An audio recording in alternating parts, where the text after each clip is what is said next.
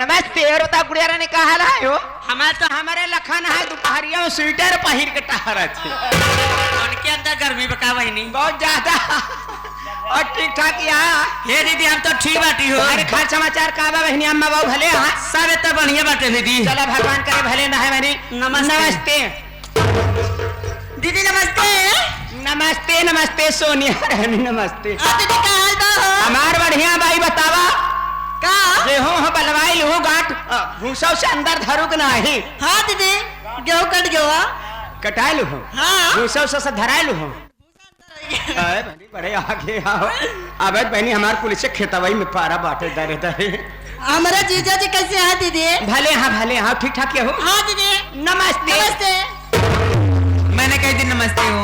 नमस्ते सानिया बहनी नमस्ते का हाल समाचार बा? हमात हाल बहुत बेकार बा दीदी। सुने ससुरे चली गई रहो अब है ते आवत क्या हो। अब ये बतावा का हाल बा तो है सब बढ़िया है सब बीती जाते हैं कौन तरह नहीं भैया लोगन के सहारे भगवान के सहारे। नमस्ते नमस्ते। अरे होके बदलापुर वाली दीदी राम राम राम राम राम करका वाली दीदी बिजली रानी राम जगजीती मोरी रानिया बड़ा अरमान सजा के आज खानपुर में आई हो दीदी। ए दीदी अरमान सजाए के तो आई नहीं। हाँ अब भगवान चाहिए तो अरमान पूरा कह के जाबो करब लेकिन नजरिया आई नजरिया आई और ठीक ठाक यहाँ अब जो वीडियो ना देखे रे का दीदी। अच्छा ठीक ठाक हो। ए दीदी ऐसे भगवान करे तुम्हारे अरमान पूरा होता रहा दीदी हो।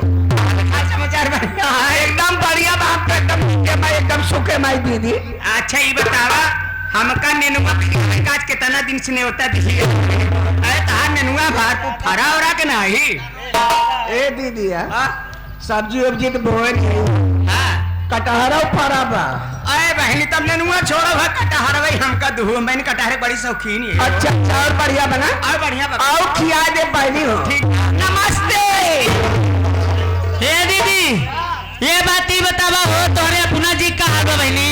ए दीदी अपना के का अपना के का कहा थी अपना चार छठी और होवाले तब जानबू अपना के का कहा का पगलानु मरी का भैया हरे काका दादा हरे यहाँ महंगाई में लड़कियां पाला पहाड़ी बा बहुत चार छह 10 थे और का होवाले तब जानबू का पगल हो ए मुश्किल के होगी ही कांडा बच्चा फोड़ा के लेके टहरती है पगला हो तनी बड़ी के रहे तब माई बाप बियाह कह दे रहे हैं। हाँ जब सियान बड़ी बहने से गाने के जैसे साहित्य पढ़ी हाँ तब तो लॉकडाउन लग गया। अरे मोरी मारी बारात लवट गया ससुरे का बहन भतारे का मुँह न देखे बहनी लड़कियां कहाँ से हो यहाँ हो।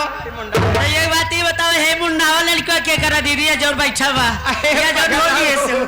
वो हमारे बड़ के भैया का लड़किया मोर भतीज यानी अपना मतलब ना जान पाऊ। हे दीदी अपना मतलब ही हुआ ना यानी तोरे भतरू का हाल बा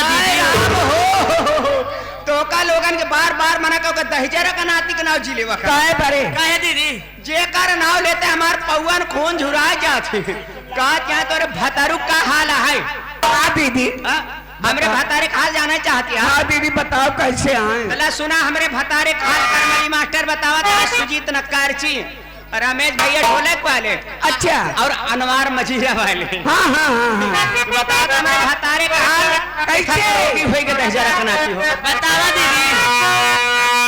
आवई धुरा उड़त हो पोखरे आवई हमारा सैया जी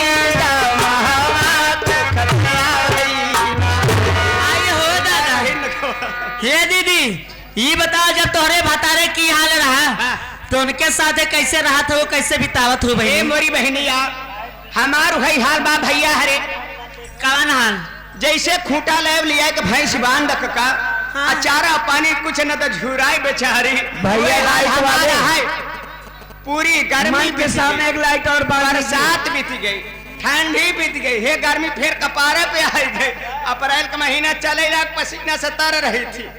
ए मेरी बहनी भगवती का गाड़ा मोर परछा ही नहीं दावत हम कैसे रही का बात करती है तने लंबे रहे कौनो दिन बहनी जद खाबहु करे तने लंबे रहे तबे जवन जवन गाड़ी अरे जवन जवन गाड़ी बहनी करे जा भर जाती हो। हाँ। हमार उहे हाल बा ये दीदी कवन हाल? कहाँ जाई राम लइके जुलमी जवनिया कहाँ जाई राम